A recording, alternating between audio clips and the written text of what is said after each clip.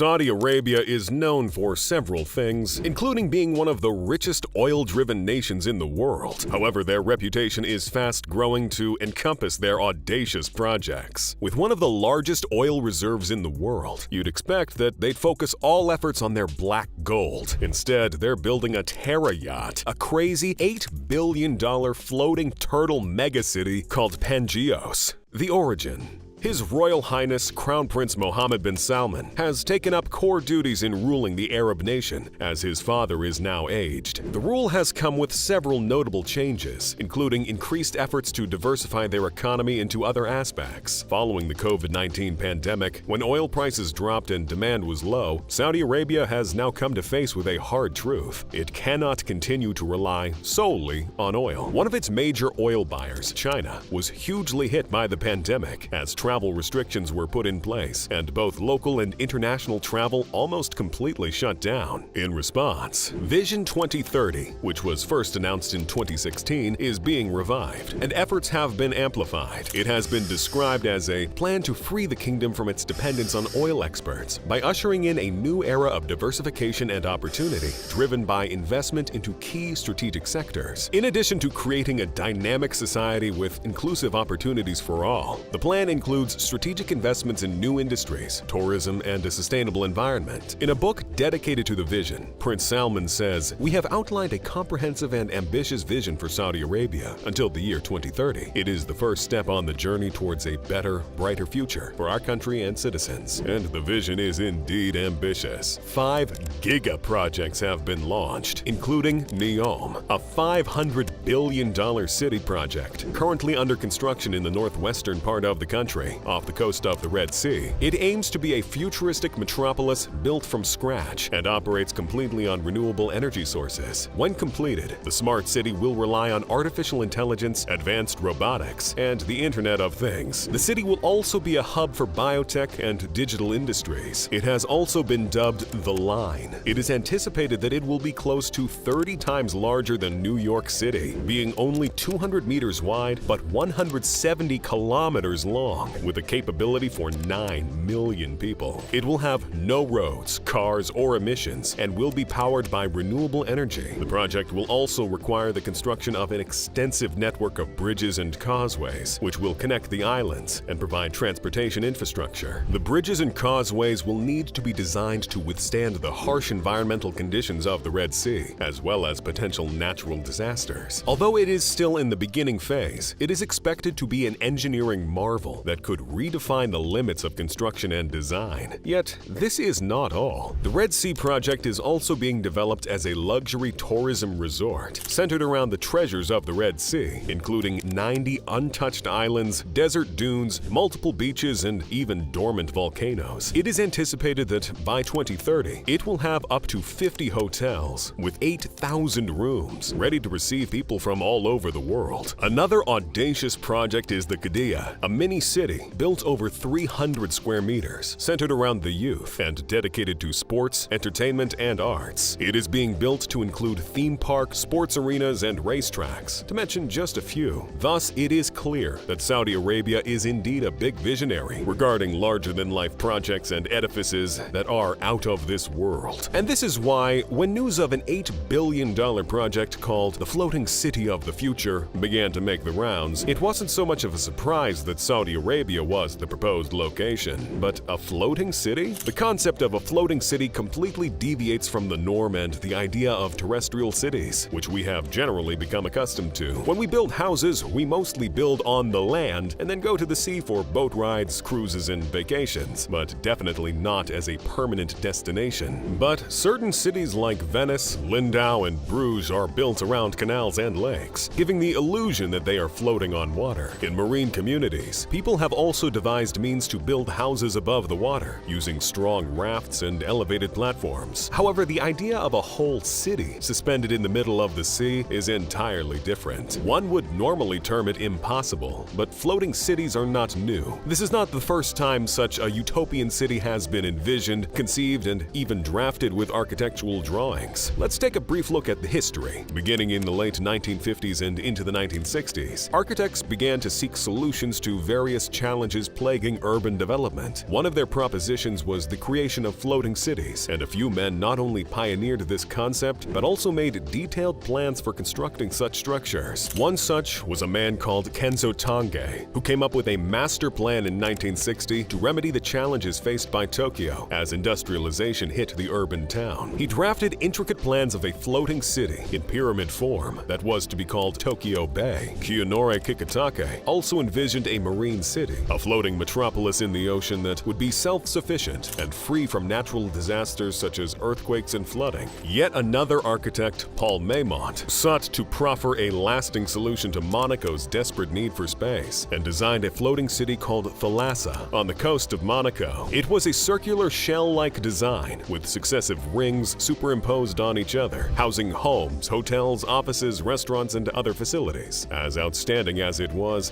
never executed. Marine utopias have continued to be a recurring aspect of modern-day architecture. Although nothing of much significance has been brought to life in that regard, it is safe to say that technological advancement makes it more likely today than several years ago. But one thing is sure, building on the sea is distinct from building on the land. The stakes are higher. A lot can go wrong during construction and after. It is therefore imperative that it is done outstandingly well. So, in whose hands will this delicate task lie? The creators. The audacity to do big things is not enough to bring them to life. There must be unquestionable skill and expertise capable of execution. So, if Saudi Arabia is the one with audacity, then who has the technical ability to pull the project through? It's none other than Lazzarini Design Studio. The name likely rings a bell, as they have become well known for their unconventional, mind-blowing designs. It was founded by an Italian designer and architect, Pier Paolo Lazzarini, in 2009, who has continued to spearhead the creation of futuristic projects. The studio is based in Rome, Italy, where it operates and churns out novel architectural designs and projects. Since its inception, it has grown into a team of experienced designers and professionals dedicated to producing stunning, functional, and futuristic designs. Lazzarini Design Studio has a diverse range of projects that showcase their versatility and adaptability. Their portfolio includes yacht designs, luxury apartments, futuristic cars, and even vessels that can move on land, sea, and in the air. The studio is known for its use of advanced technologies and materials, including carbon fiber, Kevlar, and titanium. Their clean lines and minimalist aesthetics often characterize their designs, and their bold use of color suggests that they are borrowed from the future. One of the most notable aspects of Lazzarini Design Studio is its commitment to sustainability. The studio has developed several eco-friendly projects, including a concept for a floating city that runs on renewable energy sources. This commitment to sustainability is reflected in their use of materials, designs, and energy-efficient technology. Another key feature is their attention to detail, as each project is meticulously planned and executed, with every aspect of the design carefully considered. This results in designs that are not only visually striking, but are also highly functional and tailored to meet specific needs. Overall, Lazzarini is a highly innovative and creative design firm, pushing traditional design boundaries. With their commitment to sustainability, attention to detail, and use of cutting-edge technologies, they are poised to continue to produce stunning and iconic designs for years to come. Let's take a quick rundown through some of the astonishing projects Lazzarini has executed. First on this list is a jet capsule called the Gran Turismo Foil, GTF,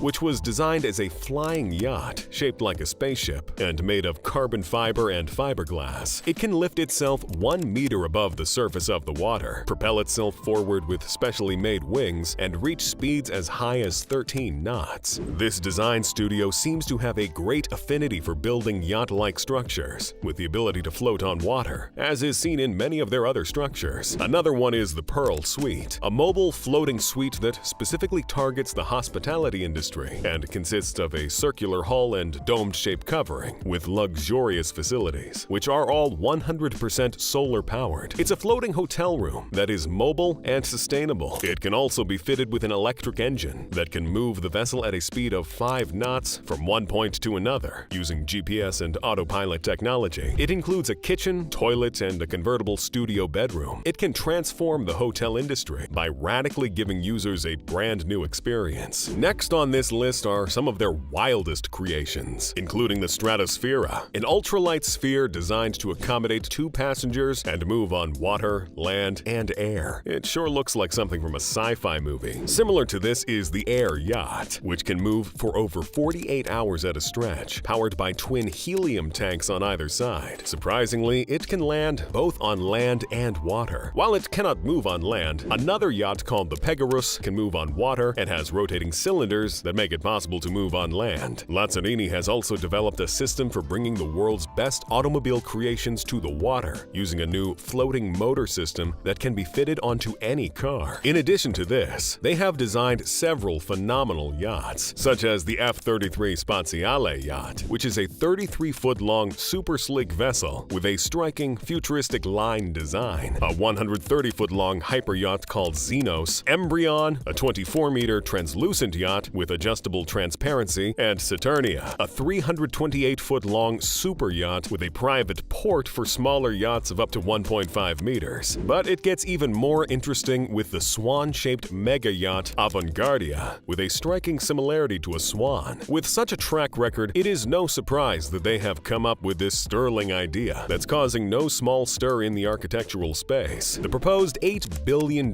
giant floating city is shaped like a turtle, gracefully positioned in the middle of the sea. It is said to be twice the size of the Roman Colosseum and 3 times longer than the yacht Azam, which currently holds the record as the world's largest yacht. What's the idea behind this project? Why is there the need for a floating city, and what will it consist of?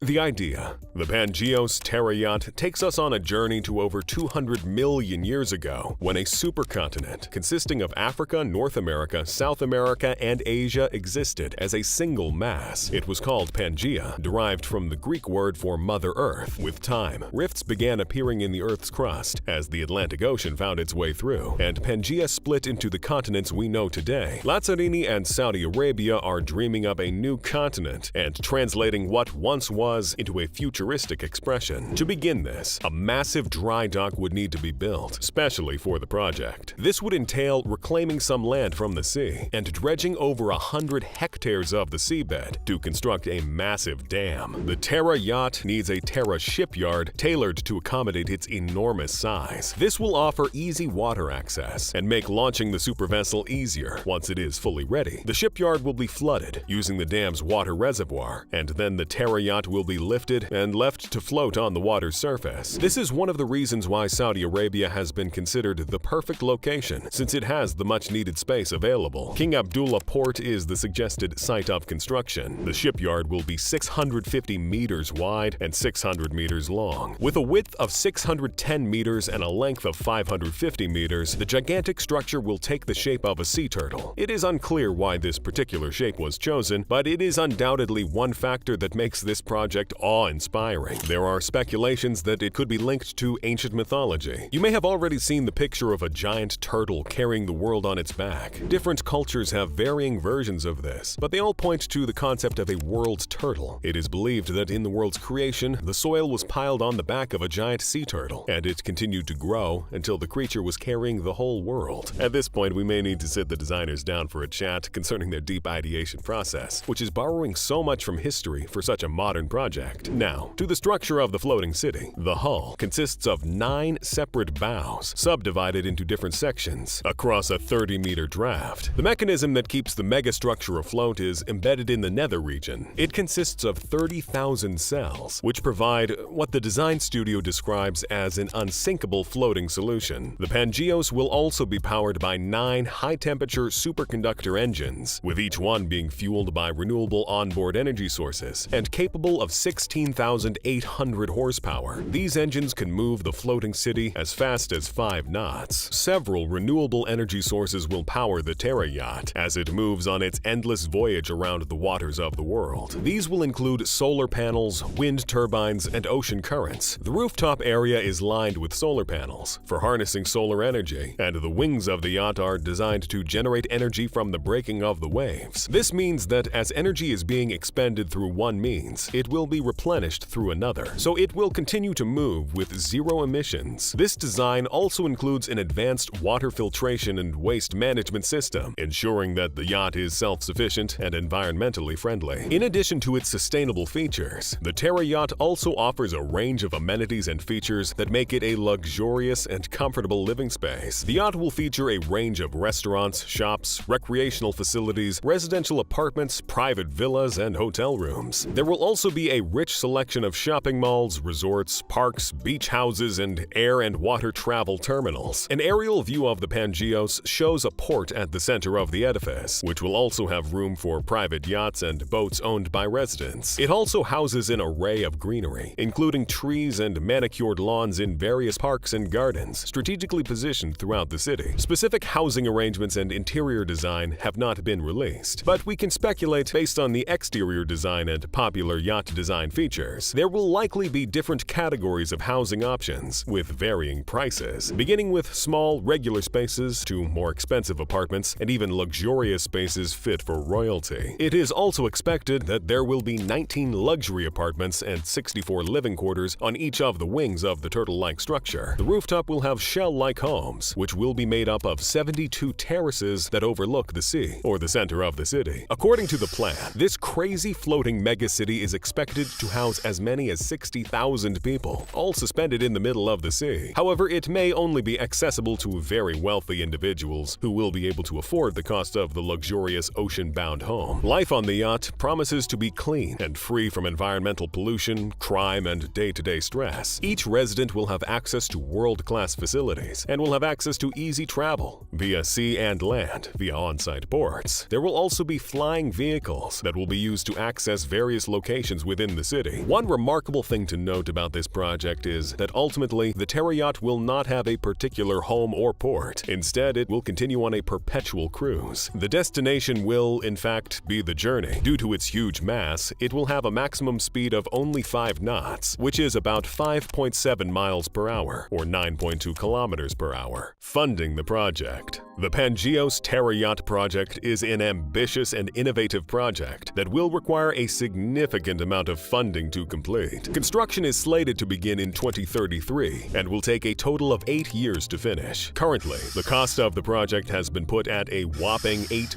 billion, and critics say it may cost even more. The exact funding mechanism for the project has not been publicly announced, as it is a private project developed by Lazzarini Design Studio and its founder Pier Paolo Lazzarini in collaboration with the Saudi Arabian Kingdom. However, there are several potential ways the project could be funded. One possible funding mechanism is through private investment or venture capital. The project's unique design and potential to revolutionize the marine architecture and design industry may attract investors interested in financing innovative and sustainable projects. Private investment could come from a variety of sources, including high-net-worth individuals, institutional investors, or private equity firms. Another option is that the project could be funded through a combination of crowdfunding and pre-sales of apartments and rooms on the yacht. Crowdfunding has become a popular way for projects to raise funds from a large number of individual investors, and it could be a way for the Terra yacht to raise a portion of the funding needed. Pre-sales of apartments and rooms on the yacht could also generate significant revenue for the project, as it would allow potential residents and guests to secure their spot on the yacht before it is completed. The project could also be funded through a combination of government grants,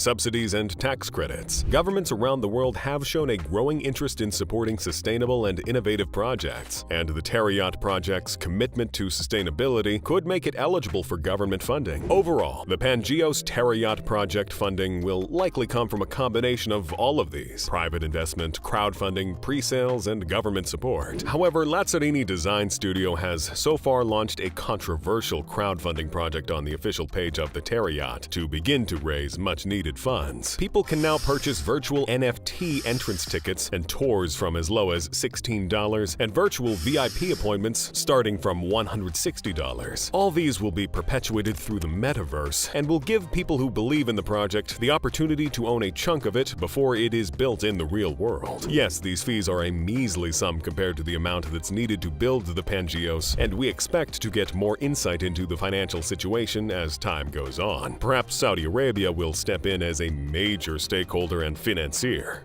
Challenges. The Terra Yacht is a groundbreaking project that represents a significant step forward in sustainable and futuristic design. Its innovative design and commitment to sustainability make it an exciting and inspiring project that has the potential to shape the future of marine architecture and design. However, some people are willing to bet an arm and leg that this project may never see the light of day. Is it simply a penchant for negativity and natural tendency to oppose excellent ideas due to fear, or are there indeed valid reasons? Well, there seem to be valid arguments for the likely challenges regarding this project. At a time when Saudi Arabia has come under fire for running its construction project using slave workers and underpaid laborers, eyebrows are being raised as to the strategy for the human resources needed to execute this ambitious project. Thousands of workers will be needed to work for close to a decade to bring the project to fruition. Working far away from the urbanization and in harsh weather conditions and environments, will they be properly catered for and recompensed? Does the estimated cost of the project put this into consideration? This is just one of the pressing questions. Some NFT enthusiasts have said that it appears that all there is to the gigantic turtle project is the sale of NFTs, as the projected cost of the project is almost at par with the estimated worth of the whole NFT market. They say the math is not adding up. Other individuals have said that the structure is too complex and enormous to be built in just 8 years. They believe the technicalities will be far too complicated to be solved in such a short time, especially since there's currently no shipyard in the whole world that can accommodate the building of such an edifice. The practicality and safety of the general design of the ship have also been questioned, and some think it does not meet the standards of maritime engineering. The turtle wings, which are supposed to house the residential structures, are perceived to be too thin to handle the weight of the proposed buildings. More importantly, the seaworthiness and structural integrity is being questioned, as the design will need extremely strong and ridiculously expensive structures. Otherwise, it will fall apart in the middle of the sea. The power generated by the engines is only sufficient to propel it at 5 knots in favorable weather conditions. This means that in bad weather, it will likely be uncontrollable and will simply move in whatever direction the wind and waves move. Other concerns include the sustainability of permanent residents. All supplies will have to be gotten on shore and then transported onto the yacht, and it will most likely be a rigorous process. With limited job opportunities and the projected high cost of housing, only the very rich will be able to afford it. It is uncertain if they will choose to make it a permanent residence, since their sources of livelihood will be in terrestrial areas. Another serious question is dry docking. The designers have claimed that it is unsinkable, yet we saw even the Titanic sink. If this floating city were to develop any fault in the middle of the ocean and far away from home, that would spell doom. The only possible place where it can be dry docked is where it was built. Is this simply a lofty dream, or will we see, for the first time, the idea of a utopian city brought to life? Only time will tell. Till then, we shall keep our fingers crossed as we continue to watch, albeit from a distance. Thank you for watching this video. Don't forget to click the like button and subscribe so you don't miss out on any new videos.